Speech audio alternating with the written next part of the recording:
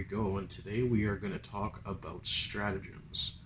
What is 1 CP worth? When we're talking about command points, they are an incredibly vital part of any way you build your army and how you're going to use it most effectively. So today I would like to talk about just the single command point stratagems. So let's pick a random card. Start with that one. These are all single points. Grot shields. A lot of people's favorites. So use this stratagem after a clan infantry unit from your army, excluding a comprised entirely of Gretchen models, has been hit by a ranged weapon. Till the end of the phase, you can roll a d6 each time a model from that unit loses a wound. If there is a friendly unit comprised of entirely clan Gretchen infantry unit within 6 inches of it, and the Gretchen unit is closer to the attacking model than the target, on a 2+, the original model does not lose that wound, but one model in that Gretchen unit, your choice, is slain. Otherwise, the model loses the wound as normal. Now, let's talk about that for a second and how incredibly useful that can be in a multitude of situations. You can use a Grot shield on pretty much almost anything you want. You could protect, obviously, your Ludas, which a lot of people do. You could even protect a boy squad if you want. You really want to keep those boys alive. You can sacrifice your Grots. You can do it with so many different types of units that it makes having Grots awesome. I'm a big fan of that for a single command point. I would say well worth it. So moving on, let's pick another card. Command, reroll. Now, what is there to say about this card? You can reroll any single dice. Very descriptive. Now, this is probably one of the most used and abused stratagems. Because you think about a single dice, sometimes it really does qualify to use one if you have a d6 damage weapon, say, and you roll a 1 or a 2, yeah, okay, let's re-roll that dice. I can see it being worth it in that situation. But in a lot of other ones, it's going to be a situational one. If it means possible life or death between a unit or a character, per se, war boss on the save, sure, then again, could be worth it. But generally speaking, there's too many ways to use it poorly and waste your command points. And it's really easy to start spending them, and then you realize that you don't have enough to play the type of game that you were hoping. So, yes, it's good, but situational. Be smart about it. Don't abuse it like most people do. Mighty Squig. This is a good one. Use a stratagem at the end of your movement phase. Select a clan character from your army that is within 3 inches of a friendly clan Painboy. The selected model immediately regains D3 lost wounds. So yes, the Painboy kind of does this already, but you have to roll a dice, a D6. If you roll a 1, whatever you're trying to heal is going to take another wound. So you can use this stratagem to completely avoid that scenario. If, say, your war boss or a weird boy only has a single wound left and you don't want to risk the chance of killing it off, just use this. And correct me if I'm wrong, but I'm pretty sure that you could heal a character, say you heal a war boss or a weird boy, whatever have you, with his normal ability, and then you could use this stratagem because it's a separate thing altogether. You could technically heal them a second time. So you could be getting 2d3 lost wounds regained. Now, if I'm mistaken, please let me know, but I'm pretty sure that's a legal move because it is a completely separate thing. It's not like you're trying to do the same ability twice. For a single point, yes, very worth it. Can be situational, but it can also really change the outcome of a turn. Extra stick bombs. Steady that camera, sorry. Use this stratagem at the start of your shooting phase. Select an orc infantry unit from your army. Up to 10 models in that unit can fire a grenade weapon in that phase instead of only one.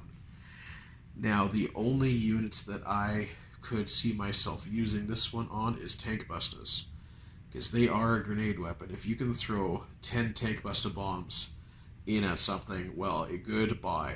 This is a single point that is very well spent with them. Other than that, I don't see any use for it. But using it with tank bustas, it could be incredibly damaging to your opponent. It's, yes, very good one. Much approve of this. Single point well spent. Mob Up. Now, this has gotten nerfed since this card was printed. So basically, you can only mob up boys units. Now, so you need a unit of 10 or more and a unit of 10 or less with the same data sheet. So just regular old boys, shooter boys, or say scar boys, that's the word. They have to have the same data sheet, and you can mob them up. So you, at the beginning of the game, take a full 30-man unit and a 10-man unit, mob them up for a 40-man unit, and use the jump and get them in there. Yeah, mob up. Yes, it's taken a heavy nerf, but it can still be quite useful. Just not nearly as useful as it was, unfortunately. Now, Drive by Crumpin. Use the stratagem at the end of the shooting phase. Select an Evil Sun Speed Freak unit from your army. That unit can immediately make a move as if it were in the movement phase, but cannot charge this turn. Now, this is a cool one. I've used this in a game with my Def Coptas, being speed freaks in that game. They 16-inch move, and then they can also auto 6 advance, plus your Evil Sun's traits, of course.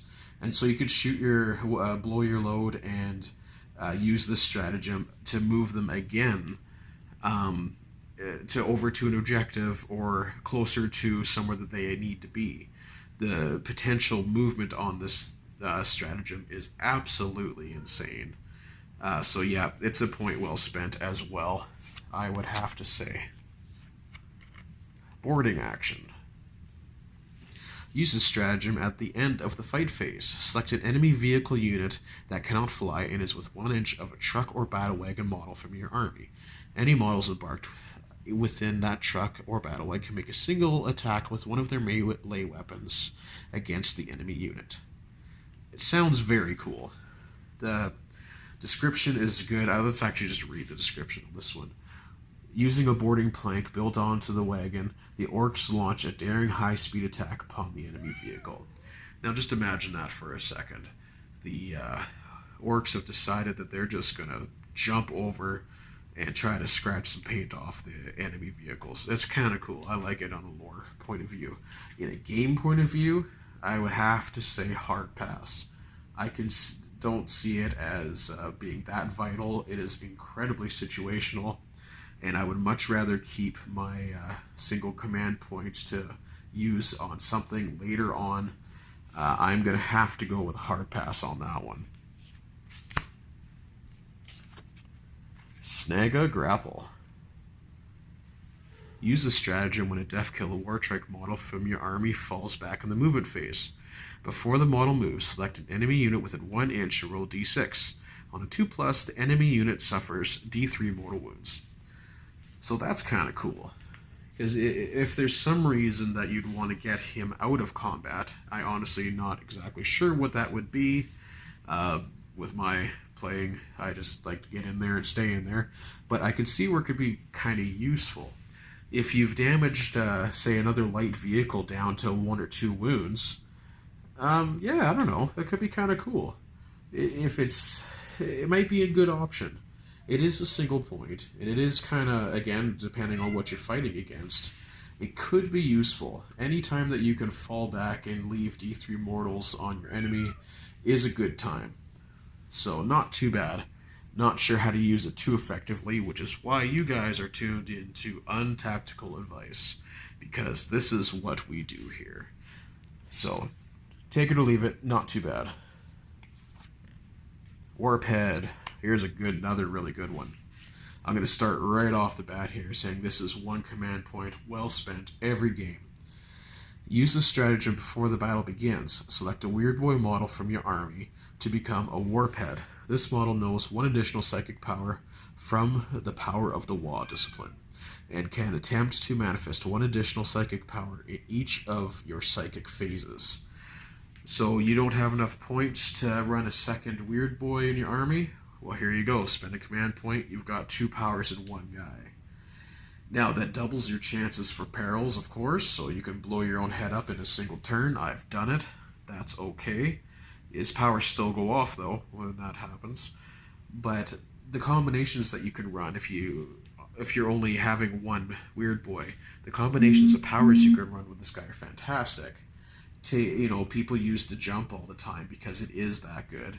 Say, for example, to jump and Warpath. Jump a unit of boys, and now you're just buffing the rest of those boys for as long as they can survive. And then you can cast Warpath and Smite every turn after the first turn if you only need to use the jump once. There's so many good combinations you can use. Fists of Gork and Warpath if you want to really buff your war bosses. I mean, yeah, absolute winner of a command point there. Spent every game. Totally worth it. Loot it. Use this stratagem when a vehicle is destroyed within 3 inches of an orc infantry unit from your army. Improve the save characteristic of that army unit by 1. A unit can only be affected by this stratagem once per battle, and once affected it cannot be selected for the mob up stratagem. If this stratagem is used on Ludas, a Ludas unit from your army, roll a d6, and on a 4+, the CP spent to use the stratagem is immediately refunded. So that's kind of cool. Let's say you have a truck full of who knows what driving upfield and they blow it up. Whatever you have inside, you can loot your own vehicle. So you're going to up their save by 1. That's not bad. It adds anything that adds survivability for an orc is good, because we are a squishy unit, generally speaking, when we're talking about infantry characters. 6+ saves suck. 4+ saves aren't much better. So yeah, this is a good one. I wouldn't mind having a unit of knobs with a 3+ save. That sounds okay to me. So yeah, I would say that is not too bad of a point spent there. Long, uncontrolled bursts. Use the stratagem at the start of your shooting phase. Select an orc vehicle unit from your army that can fly. Until the end of the phase, add 1 to hit rolls for shooting attacks made by the unit that target enemy units that can fly. So putting this on a Dakajet would be fantastic. If you just target a single unit with a Dakajet, you're going to be hitting on 4+. If you split up your shots, it goes to a 5, but if you keep it on a 4, you're going to be hitting on a 4 up. Now, if there's another flyer up in the air, or anything with a fly keyword, so that's a lot of Tau stuff, you're going to be hitting on 3s if you target a single unit. So 18 shots, strength 6, -1, 1, hitting on 3s for an orc. Yes, please. Done. Thank you very much. I will spend the point if the situation requires it. Oh, there goes the camera again. Oh, Scar Boys. Now we're getting into one of my favorites. Use the stratagem before the battle. Select a Goth Boys unit, excluding Art Boys, from your army. That unit gains the Scar Boys keyword, and the strength characteristic of models in that unit is changed to 5. That unit can only be mob up to merge with other units of Scar Boys. So, being a Goth player, depending on what I'm fighting against, more often than not, I'm probably going to spend 3 command points before the game to make 90 boys Scar Boys. That's generally how I do it. I kind of make my list with my detachments with that in mind. I spend a lot of points right out the gate. I'll do a list building game, a list that I would use for a game, for a Green Tide style list here soon in a video that I've been thinking about lately. But Scar Boys is absolutely worth it. you're going to get all 30 of your boys with strength 5. Yeah, you can mow down infantry. You know, like orcs are already good at taking out targets, but you're adding strength 5 to that. Wounding marine type models on a 3. Yeah, that's going to be good. It's one of my absolute favorites. Big fan. Makes me really happy to be a Goth player. By the way, has anybody noticed at the backs of the cards? Which clan did they pick? Is it your clan? I think it's my clan. Extra gubbins. This is 1 or 3, but I thought I would include it in the single command point video here because, well, you can use it as a single, but it will also appear in the 3 video. Use the stratagem before the battle. Your army can have 1 extra shiny gubbins for 1 CP. Okay, let's just stop there because it's the 1 CP video. Everybody else knows how it works. You spend 3, you can have 2 shiny gubbins, whatever. We're talking about 1.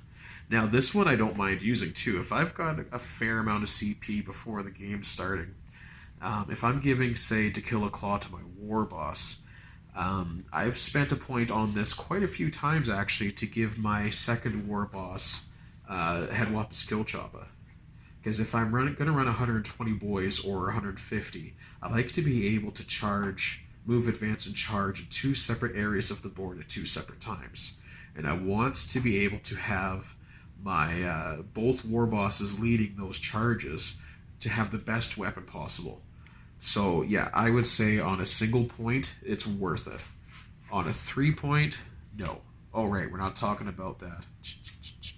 1 point is worth it, in my opinion. If you're running a tide list, like myself, or any other, there's going to be other combinations that I'm not mentioning, but for a tide list, it's totally worth it if you have the points to spare. Dead sneaky, 1 or 2 points. Okay. Use the stratagem during deployment. If you spent 1 CP, select a Blood Axe infantry unit from your army that has a power rating of 8 or less and set it up in hiding instead of placing it on the battlefield. So that's really cool. That basically turns into a deep strike scenario here. Now, being that it is a Blood Axe stratagem, yeah, it's pretty cool. I like that. If I was playing Blood Axes, I honestly think that would be a command point I'd be spending, because otherwise you'd have to put it into a teleporter, and that's going to cost you 2 points. So you're getting, you know, for a single point, you're getting a deep strike. For Blood Axe, I would say, yeah, very cool. Dig it. And the last one in the single points, we have Billowing Exhaust Clouds. Use a stratagem at the start of your movement phase. Select a Speed Freaks unit from your army. Until the start of your next turn, subtract 1 from hit rolls for attacks made by ranged weapons that target that unit. So, there you go. You can put it on your bikes, your Defcoptas, any of the new buggies. If you put it on the Snazwagon, it's already -1 to hit for anything ranged. So if you put this on there, it's going to get a -2 to hit. So that's pretty sweet, especially if you're trying to sit on objective or something. Being able to have -2 to hit against you, that could be very good. But generally speaking, having that -1, it's not bad. I wish you could include it for a point. Yeah, I could see where it's useful, but I don't know. It's I think it's situational. It'd be nice if some of these units had this built in already, but they don't. So this gives you the option, but it kind of sucks that you can only use it on 1 unit. So situational, but it can be useful for sure. So that's going to do it for the single command point video. Tell me what you guys think. Is there? Do you agree or disagree? Some of these I think are good. Some of them not so good. If you disagree with me, let me know. I'd love to have conversations down in the comments. Make sure you give the video a like, and if you liked anything I had in here, please let me know what it is that you use, if you use it in a similar fashion or use these stratagems in somewhere is something that I didn't go into because I'm just kind of keeping this sort of basic because there's a lot of cards to go through. And so let me know down in the comments how you guys are using your stratagems. How many points do you, or command points do you generally try to have when you're playing a game? So yeah, let me know down in the comments, and I'll see you guys in the next video.